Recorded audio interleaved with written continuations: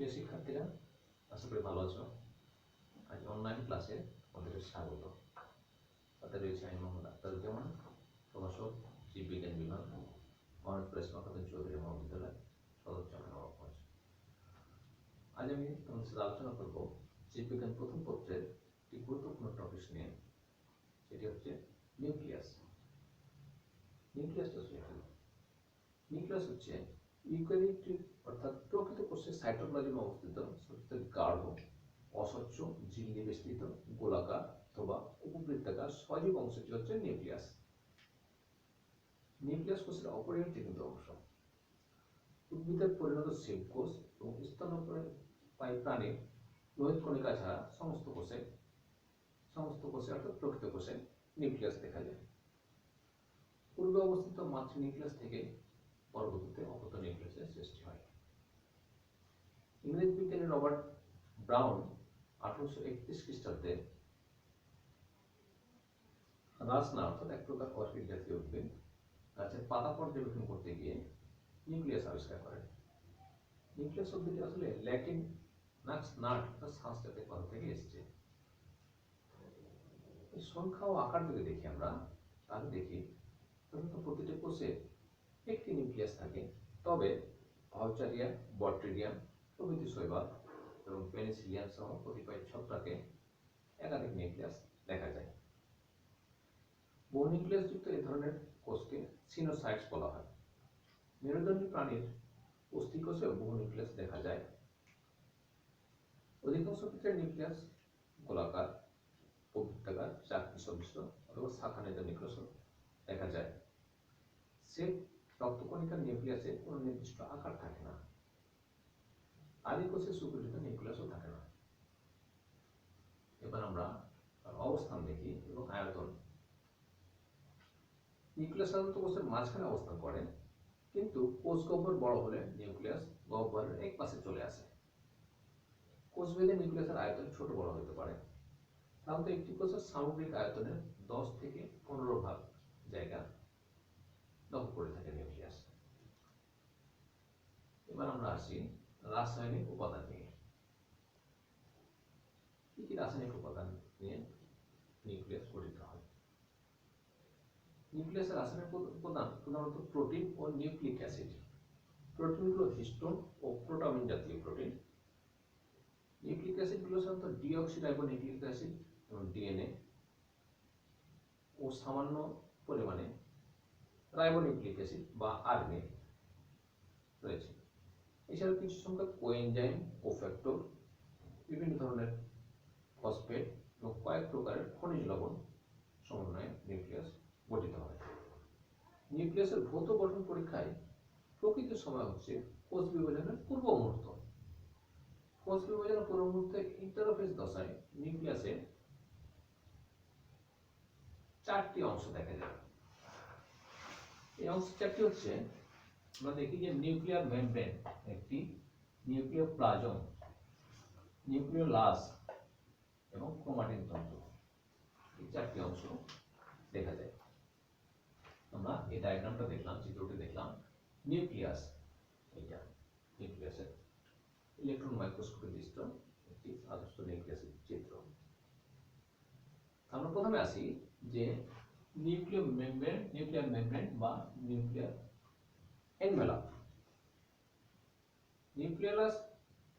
Nucleus সজীব দুটি ঝিল্লি নিয়ে আবৃত থাকে। একটি হচ্ছে বহিঃঝিল্লি, একটি হচ্ছে অন্তঃঝিল্লি। বহিঃঝিল্লিগুলোকে একসঙ্গে নিউক্লিয়ার মেমব্রেন বা নিউক্লিয়ার এনভেলপ বলা হয়। তাহলে বহিঃঝিল্লি দুটিকে আমরা নিউক্লিয়ার মেমব্রেন বা এনভেলপ বলছি। নিউক্লিয়াসের বহিঃঝিল্লিতে রাইবোজোম ও এন্ডোপ্লাজমিক রেটিকুলাম সংলগ্ন থাকে।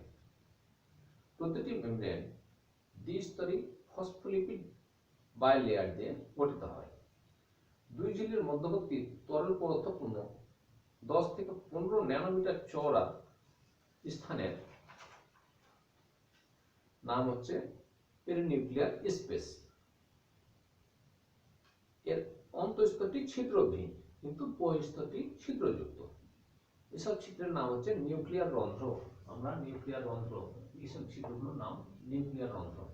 আমরা যে নিউক্লিয়ার রন্ধ্র দেখছি, আমরা আরো বিস্তারিত দেখব নিউক্লিয়ার রন্ধ্র। আমরা যে নিউক্লিয়ার রন্ধ্র দেখলাম এই ধরনের চিত্র, দ্বিস্তর নিউক্লিয়ার এনভেলপ, যে একটি স্তর দুটি স্তর, এবং নিউক্লিয়ার রন্ধ্র পাশে চিত্র দেখছি। তাহলে আমরা আসি, প্রতিটি রন্ধ্রের অভ্যন্তরে 8টি বৃত্তাকার ছোট কণা রয়েছে। তাহলে প্রত্যেকটা রন্ধ্র অর্থাৎ এই যে রন্ধ্র আমরা বিস্তারিত দেখছি, রন্ধ্র এর অভ্যন্তরে 8টি ক্ষুদ্রাকার ছিদ্র রয়েছে। এই যে 8টি, 1 2 3 4 5 6 7 8, 8টি ক্ষুদ্রাকার কণা রয়েছে। এসব কণার উপস্থিতির কারণে রন্ধ্রগুলো সংকুচিত এবং প্রসারিত হতে পারে। নিউক্লিয়ার মেমব্রেনের রাসায়নিক উপাদান বিশুদ্ধ প্রোটিন নিয়ে গঠিত। তাহলে আমরা দেখলাম যে নিউক্লিয়ার মেমব্রেন তাহলে বা নিউক্লিয়ার এনভেলপ, এটার কাজ কি হয়, কি কাজ করে? এর কাজ হচ্ছে নিউক্লিয়াসের রক্ষণাবেক্ষণ করাই নিউক্লিয়ার মেমব্রেনের প্রধান কাজ। কিন্তু এটি নিউক্লিওপ্লাজম, নিউক্লিওলাস ও ক্রোমোজোমকে সাইটোপ্লাজম থেকে পৃথক করে রাখে। এন্ডোপ্লাজম রেটিকুলামের সাথে নিউক্লিয়াসের সংযোগ রক্ষা করে এবং নিউক্লিয়ার রন্ধ্রের মাধ্যমে বিভিন্ন বস্তুর আগমন ও নির্গমন নিয়ন্ত্রণ করে থাকে। তাহলে আমরা নিউক্লিয়ার এনভেলপের কাজ দেখলাম। এবার আমরা আসছি নিউক্লিওপ্লাজম। নিউক্লিওপ্লাজম কোনটা দেখছি? এই যে নিউক্লিয়াসের মধ্যে অর্ধস্বচ্ছ তরল পদার্থগুলো হচ্ছে নিউক্লিওপ্লাজম। নিউক্লিওপ্লাজম মূলত প্রোটিন দিয়ে তৈরি। এতে আরএনএ, বিভিন্ন এনজাইম ও কিছু খনিজ লবণ রয়েছে। আমরা নিউক্লিওপ্লাজমের কাজ দেখব। কাজ হচ্ছে ক্রোমাটিন জালিকা ধারণ করা, নিউক্লিওলাস ধারণ করা, নিউক্লিয়াসের বিভিন্ন জৈবনিক কাজে সাহায্য করা, এনজাইমের কার্যকলাপের মূল ক্ষেত্র হিসেবে কাজ করা। তাহলে আমরা দুইটি দেখলাম, দুইটি নিউক্লিয়ার মেমব্রেন, নিউক্লিওপ্লাজম। এবার আমরা আসবো যে নিউক্লিওলাস। আমরা যে গাঢ় স্বচ্ছ অংশটি হচ্ছে নিউক্লিওলাস। নিউক্লিয়াসের অভ্যন্তরে অবস্থিত ক্ষুদ্র, গোল, উজ্জ্বল ও অপেক্ষাকৃত ঘন বস্তু হচ্ছে নিউক্লিওলাস।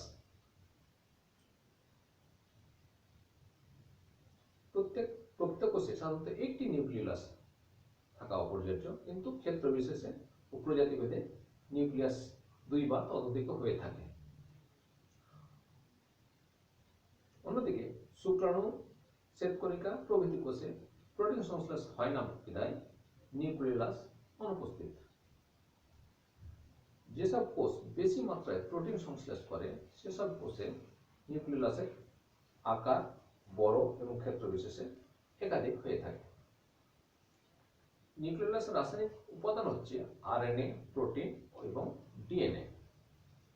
এছাড়া কয়েক ধরনের এনজাইম, সামান্য লিপিড, ফসফরাস, সালফার, পটাশিয়াম প্রভৃতি খনিজ লবণ নিউক্লিওলাসে লেখা যায়। তাহলে নিউক্লিওলাস দেখলাম। নিউক্লিওলাস আসলে কি কাজ করে? নিউক্লিওলাস নিউক্লিক অ্যাসিডের ভান্ডার হিসেবে কাজ করে।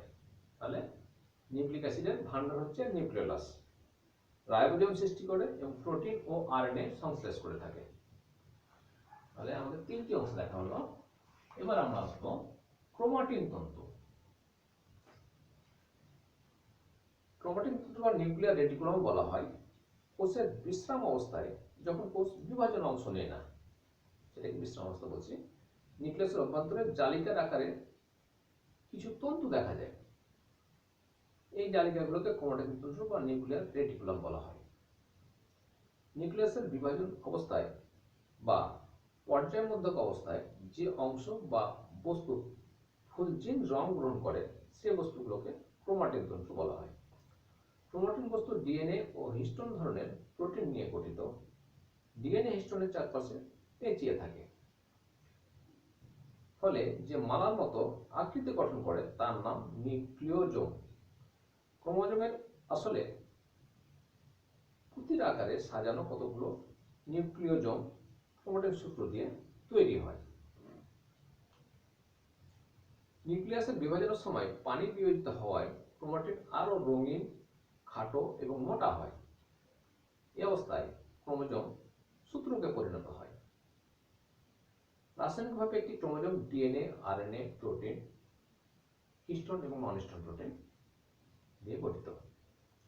এছাড়া এতে কিছু পরিমাণ ক্যালসিয়াম, ম্যাগনেসিয়াম ধাতুও রয়েছে। প্রজাতির বৈশিষ্ট্য অনুসারে প্রত্যেকটা নিউক্লিয়াসের নির্দিষ্ট সংখ্যক ক্রোমোজোম রয়েছে, যেমন মানুষের 23 জোড়া, অন্যান্য প্রাণী বা উদ্ভিদের বিভিন্ন সংখ্যক থাকে। তাহলে আমরা ক্রোমাটিন তন্তু দেখলাম। ক্রোমাটিন তন্তুর কাজ কি? এর কাজ হচ্ছে কোষ বিভাজনের সময় ক্রোমোজোম গঠন করা এবং বংশগতির রাসায়নিক পদার্থ ডিএনএ বহন করা ক্রোমাটিনের প্রধান কাজ। তাহলে আমরা 4টি অংশ দেখলাম। এটা তো পুরোটা হচ্ছে নিউক্লিয়াস। তাহলে আমরা পুরো নিউক্লিয়াসের বা কাজ কি, সমস্ত কাজগুলো তো দেখলাম। নিউক্লিয়াসের কাজ দেখতে গিয়ে আমরা দেখি যে নিউক্লিয়াস একটি কোষের সকল জৈবনিক কাজ নিয়ন্ত্রণ করে কোষকে সজীব রাখে। এই জন্য একে কোষের প্রাণকেন্দ্র নামে আখ্যায়িত করা হয়। এটি মাইটোসিস ও মিয়োসিস বিভাজনের সময় সক্রিয় অংশগ্রহণ করে এবং জীবের বংশগতি নিয়ন্ত্রণ নিউক্লিয়াসের মাধ্যমে ঘটে থাকে। তাহলে শিক্ষার্থীরা, আমরা নিউক্লিয়াস সম্বন্ধে বিস্তারিত আলোচনা করলাম, নিউক্লিয়াসের কাজ দেখলাম। আজকে নিউক্লিয়াস নিয়ে আলোচনা এখানে শেষ করছি এবং এই ক্লাস থেকে আজকে বিদায়, তোমাদের শারীরিক সুস্থতা কামনা করে বিদায় নিচ্ছি। আল্লাহ হাফিজ।